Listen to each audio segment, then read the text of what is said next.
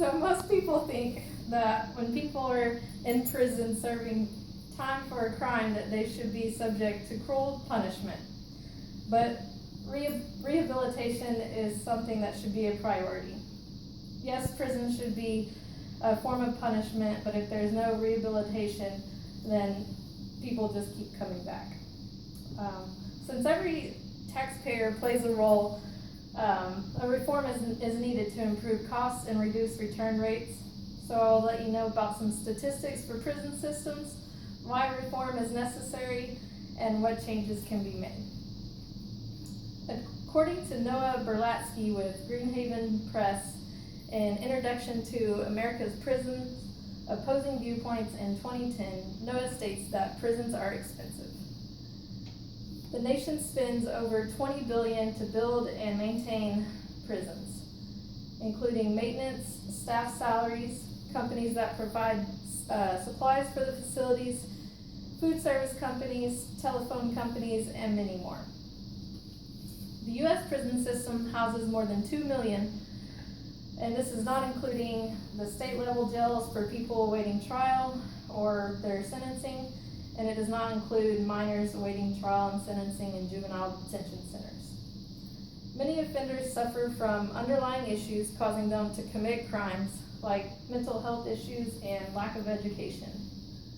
Thomas Willock notes on Gale's Sentencing and Corrections Crime, a Serious American Problem webpage that according to the Bureau of Justice Statistics, drug offenders make up the largest population in U.S. federal prisons.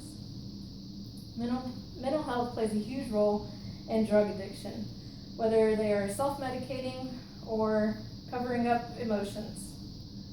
In 2000, 30.8% of inmates got psychotropic medications. Detaining someone with mental health issue doesn't help them overcome the issues or learn how to function with such disabilities.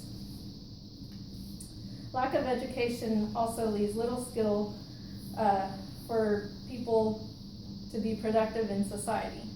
66.5% of state and federal inmates have not completed high school versus only 18.4% of the general population 18 years and older, according to the Bureau of Justice Statistics in 1997. People in prison not only affects their lives, but also their families, their victims, and the communities, making it essential for change within the person as well as the prison system. Restorative justice is more effective than retribution in preventing recidivism. A study by Allison Lawrence, sponsored by the National Conference of State Legislators, titled Cutting Corrections, Earned Time Policies for State Prisoners, proposed a program for low-risk prisoners to earn time off of their sentence through education programs.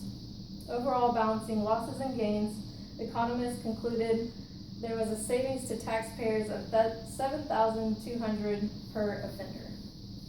These type of programs help offenders learn tools to function as productive citizens when they're released.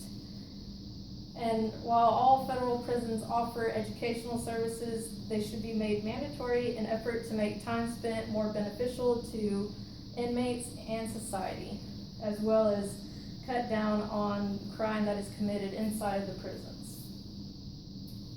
By offering more accessible programs for mental health issues could greatly reduce prison population as well. Medical attention prior to sentencing would reduce prison population and costs associated with medicating prisoners.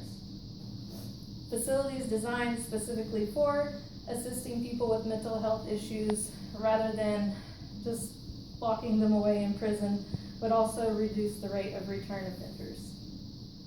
So these are some of the statistics regarding the prison system and why and how improvements can be made. Chances are that you or someone you know has been affected by someone in the prison system.